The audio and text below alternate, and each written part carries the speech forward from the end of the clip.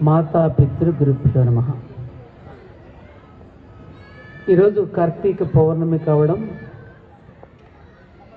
ఖ్యాతి కళాభిషేకం banner మీద మన క్షేత్రంలో ఇది 3వ కార్యక్రమం.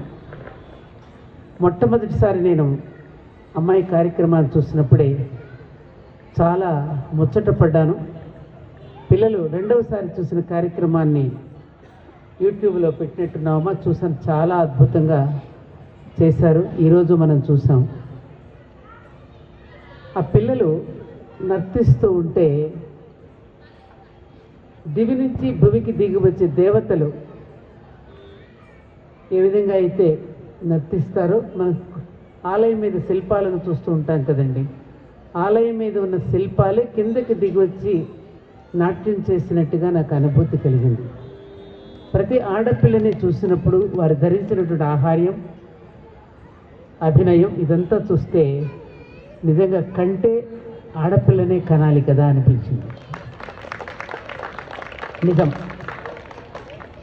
ఆ ఓర్పు, ఆ నేర్పు, ఇందాక మా కమలాకర్రావు గారు చెప్పినట్టుగా ప్రపంచ కప్పుని సాధించగలిగినటువంటి గొప్ప శక్తి, ఆదిశక్తికి ప్రతీకలైనటువంటి ప్రతి తల్లిలోనూ ప్రతి బిడ్డలోనూ ఉన్నది. స్త్రీ పుట్టుకతోనే జగజ్జనని. ఒక్కర బుద్ధి కలిగిందో అగాధమే, ఇక ప్రపంచం తలకిందలైపోతుంది.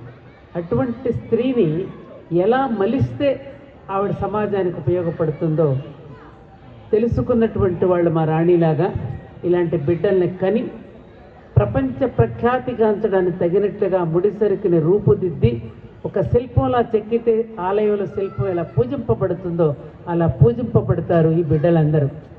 కాబట్టి ఖ్యాతి అని పేరు కాంచినందుకు నువ్వెంతో ఖ్యాతి గడించాలని, మన భారతీయ సంస్కృతికి, సంప్రదాయానికి, నాట్య సంగీత సాహిత్యాలకి రాయబారులుగా మీరందరూ రాబోయే తరాలకు అందించేటటువంటి శక్తిని ఆ భగవతి సరస్వతీదేవి, ఆ నటరాజు మీకు అందరికీ కూడా అందించాలని నేను నిండు మనసుతో కోరుకుంటూ, నేను ఏదైతే ధర్మపురి క్షేత్రాన్ని, ఇదొక మామూలుగా మనం హోటల్కి వెళ్ళి ఇది ఒక రెస్టారెంట్ అంటాం.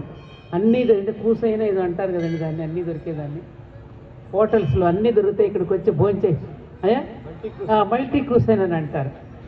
ధర్మపురి క్షేత్రం కూడా మానసిక సంబంధించిన మల్టీ కూసైన్ అనుకోవచ్చు. అంటే శరీరానికి ఆహారం ఎటువంటిదో, శరీరానికి ఆహారం ఎంత అవసరమో మనసుకి కూడా ఆహ్లాదము, ఆనందం కూడా అంతే అవసరం. అటువంటి మానసిక ఆనందాన్ని కలిగించడం అనేటటువంటిదే ధర్మపురి క్షేత్రం మొదటి నుంచి చేస్తున్నటువంటి ప్రయత్నం. ఈ ప్రయత్నంలో భాగంగానే ఈ వేదిక రామభద్ర వేదికగా నిర్మాణం చేసి ఇలా నేర్చుకుంటున్న పిల్లలందరికీ కూడా ఈ వేదికను సమర్పిస్తే దానికి కావలసిన సదుపాయాలను మేము అందిస్తూ ఉంటే ఈ బిడ్డలందరూ ఈ జాతి రత్నాలుగా రూపొంది మనదైన సంస్కృతిని దేశ విదేశాలలో పంపిస్తూ ఉంటే, ఇవాళ దేశ విదేశాలలో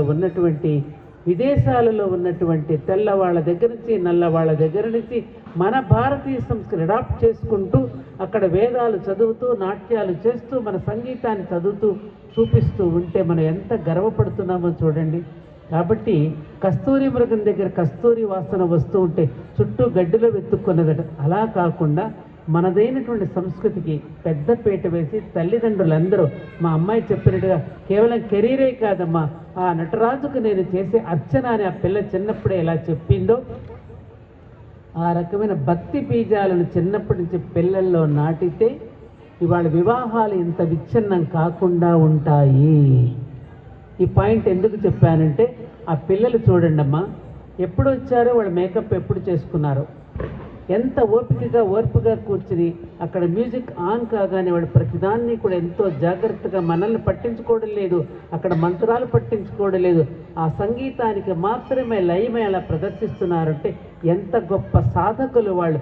అందుకనే భృగు మహర్షి నర్తకితో పోల్చాడు యోగిని.